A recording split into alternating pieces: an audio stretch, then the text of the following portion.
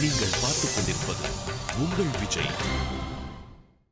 ஒரு அட்மினிஸ்ட்ரேட்டர் அப்படிங்கிற point of வியூவில் உங்களை சுற்றி இருக்கக்கூடிய மனிதர்களை நீங்கள் கவனிக்கிற போது இந்தந்த சுபாவங்களிலிருந்து நம்முடைய மனிதர்கள் மாற வேண்டும் என்று நீங்கள் எதை சஜஸ்ட் பண்ணுவீங்க? ஒரு தவறு நடக்குது, ஏதோ ஒரு நடந்துக்குன்னா உடனே தகவல் சொல்லணும், இல்லை தட்டி கேட்கணும் அப்படின்றத பொதுமக்கள் அதை அந்த குணத்தை கை கொள்ளணும் ஒன்று. அப்புறம் முடிஞ்ச வரைக்கும் ஃபிக்ஸட் ஐடியாஸ், அதாவது பொதுமக்களை பொறுத்த வரைக்கும் இப்போ பல நேரங்களில் ஒவ்வொருத்தருக்கு பற்றி இந்த மாதிரி ஐடியா வச்சுருக்காங்க. டீச்சர்னால் நல்லவங்களாக இருப்பாங்க,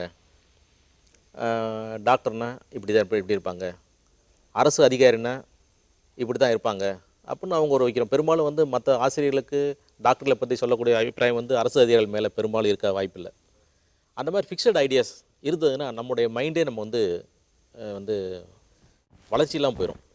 அதனால் எல்லாத்தையுமே இருக்கக்கூடிய சூழ்நிலையை, இருக்கக்கூடிய நிலையை அவங்கவுங்கள பார்த்து அன்னன்னைக்கு சூழ்நிலைக்கு ஏற்றபடி முடிவெடுக்கணுமே ஒழிய ஃபிக்ஸட் ஐடியாஸ் வச்சக்கூடாது.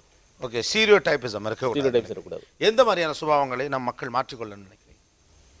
இங்கே நிறைய இப்போ லீடர்ஷிப் குவாலிட்டின்னு சொல்லிட்டு தன்னை கீழே இருக்கவங்க மேலே ஒரு அதிகாரம் செலுத்துறது இருக்குல்ல, அது எல்லா இடத்துலையுமே இருக்கும்.